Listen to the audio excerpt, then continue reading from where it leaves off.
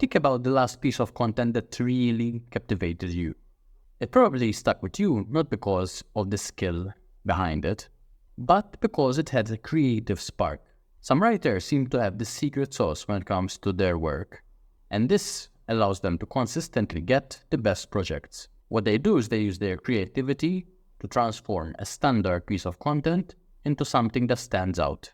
In this video, I'm going to show you how you can do the same thing to ensure that your writing is not just seen, but actually remembered.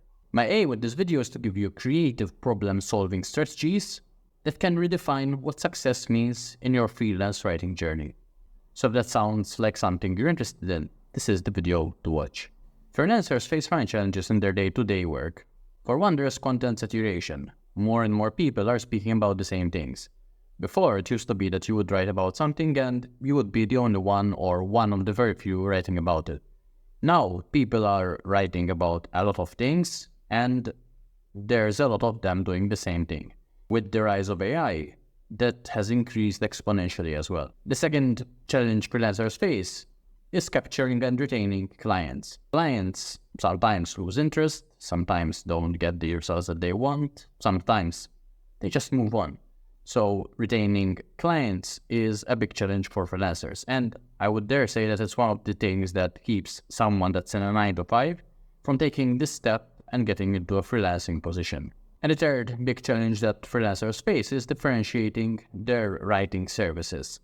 In a world where everyone is promising a lot, where everyone is shouting louder than the next person, how do you differentiate what you actually create and how do you make that stand out? So these are all challenges that, with some creative thinking, you can find good solutions to.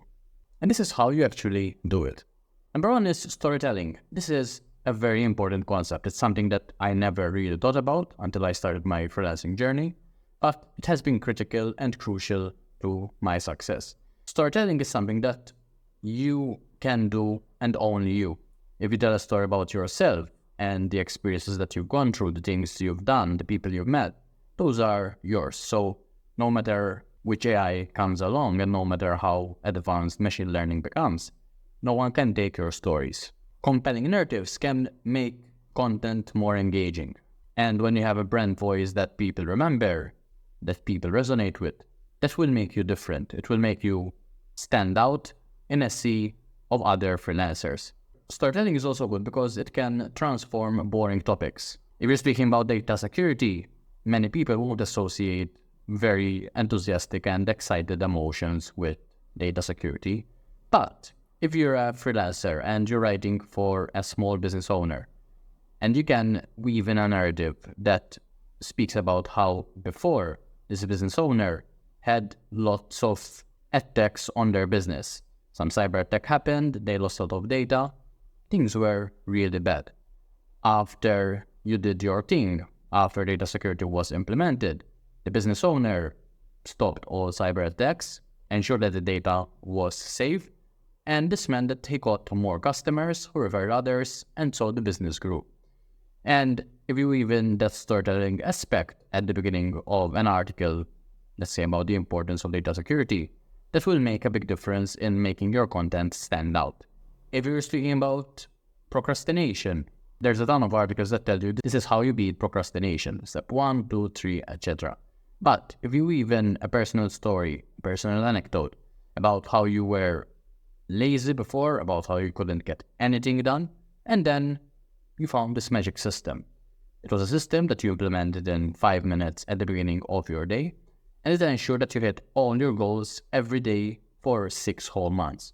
And by the end of those 6 months, you not only became better at taking the actions you promised yourself to actually take, but you also improved in other areas of your life, your relationships, the way you looked at yourself. And all of that is a story that shows you that procrastination was not only harming one aspect of your life, your business, it was also harming other areas. It's a simple thing to do, and it's also something that everyone can do because everyone has his or her own stories. And by doing it, you stand out from the rest. You differentiate yourself from other freelance writers. Other benefit of using storytelling is that you put the reader right in the action. If I'm speaking about a dry topic, let's say I'm speaking about the mileage that a car gets. it's a very dry topic. There are some people that would be interested in that, but for the majority of the public, this is pretty redundant information. So what you can do is say that, okay, when you are behind the steering wheel, these are the emotions that you will feel. This is what you will see when you look out of the window. This is how other people look at you.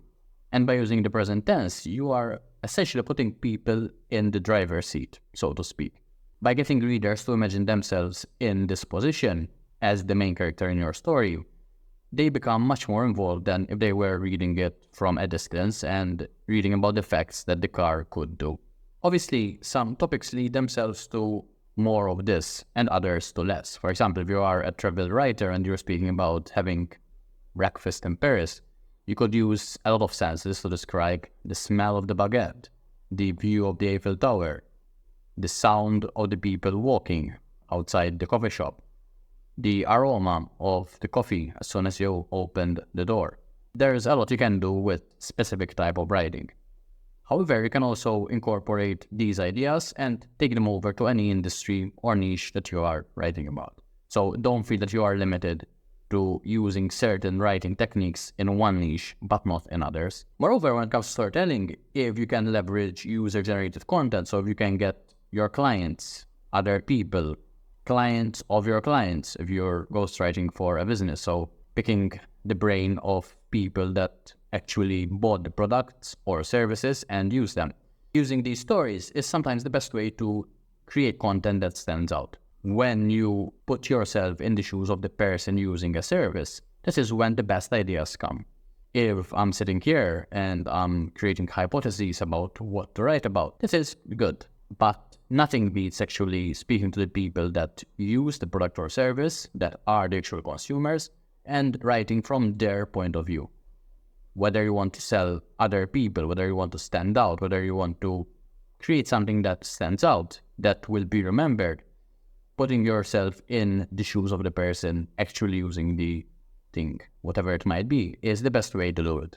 Now you might be thinking, I'm not a creative person and coming up with all these ideas is difficult. And if you're just there by yourself trying to brainstorm, I agree. As a side note, there are different ways to brainstorm ideas. So taking one simple concept or one single concept and branching out into different ideas, into different boxes. And in the past, I've created a video about the different boxes that you can use, and I'll put a link to this video in the description below. With that said, there are different ways how to use other people's ideas, change them to make them your own. So you're borrowing their ideas, making them your own, and using them in your writing. And when you assemble writing in this way, just like you're building a jigsaw puzzle, that is when the best ideas come. For example, if you're a writer and you're speaking about the experience of other writers, and you want to feature some of the best writing that you can come across, what you can do is go out and source those ideas. But an even better thing to do would be to hold your own freelance writing contest. So on your blog or on your social media, what you could do is ask your readers to contribute their best stories or even their best prompts to creating stories that stand out. At the end, you could get other people to vote, you could cast your own vote, but what you're doing is essentially seeding a lot of ideas, and this ensures that whatever content you're creating in the future, you have a pool of ideas that you can pull from as need be. So you don't have to be your own island, you don't have to come up with all the ideas, you're using the collective knowledge of other people who are also experts in the topic. And their way to look at it is to collaborate with other writers. First of all, when you collaborate with writers, with even other people that might have ideas but have never put them on paper, what you are doing is engaging your community. And an engaged community is one of the best things you could have as a writer, as a business person. When you have control over this engaged community, you can direct their attention. You can get them to buy products. You can get them to check out other services that you offer. But that is a whole other topic. What I'm saying here is that by getting people to collaborate on a project, 1, they become more invested. 2, you're getting them to engage. 3, they're seeing others who are engaging and doing more because they want to put their best foot forward. There's a lot of benefits that come from having an engaged community that is collaborating on a project.